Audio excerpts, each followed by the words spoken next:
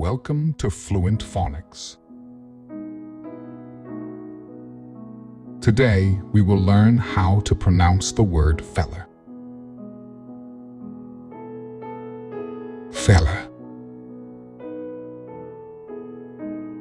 Feller. Feller.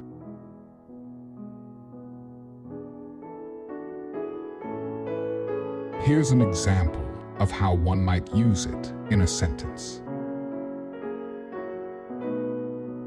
My neighbor is a skilled feller and often helps me with chopping wood for the fireplace. A feller is a skilled person who cuts down trees or wood. They are often hired to complete tasks such as chopping firewood or clearing land.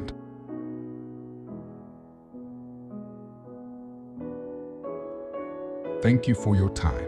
If you enjoyed this, please like and subscribe for further content.